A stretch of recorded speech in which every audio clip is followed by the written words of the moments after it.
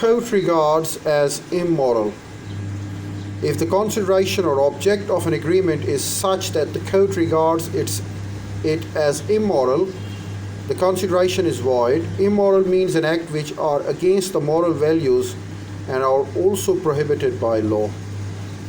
Example: a married woman was given money to obtain divorce from her husband and then marry the lender. Woman refused to take the divorce, held the agreement was immoral, and the lender could not recover the money. A very tricky one. Next, code considers against public policy. An agreement which is harmful for the welfare of the society or the state is against public policy. If the code considers the object or consideration of an agreement as opposed to the public policy, then the agreement is unlawful. An agreement which leads to corruption, injustice, or immorality is considered to be against the public policy. The following agreements are held to be against public policy. There are a few examples. Example number 1. The agreements to give money to induce a person to give false evidence.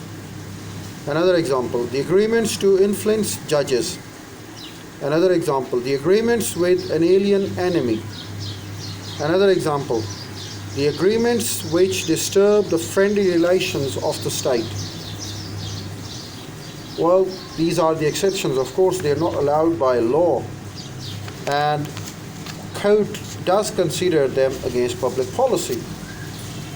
Now we get to the next portion of our series of tutorials and voiceover in mercantile law, and now we are going to discuss the capacity of parties. Well, the parties must be competent to contract. So Section 10 of the article requires that all the parties to the contract must be competent to contract.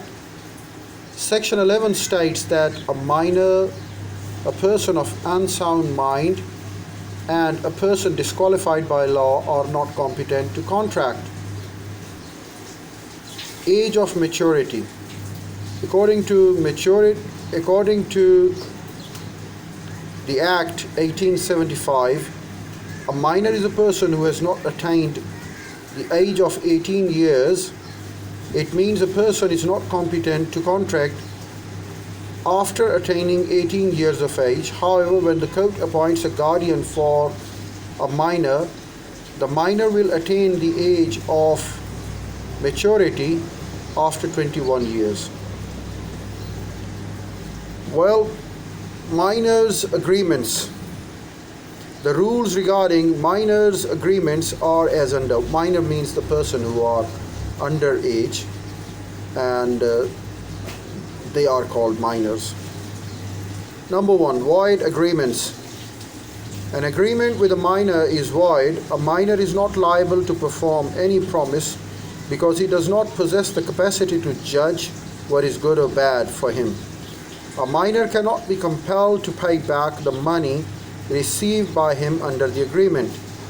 Example: A, who is a minor, sold his shop to B. The amount was paid to A, but the sale deed could not be registered because A was a minor. B sued. It was held that as A was a minor, so the agreement was void ab initio, and the amount was not recoverable.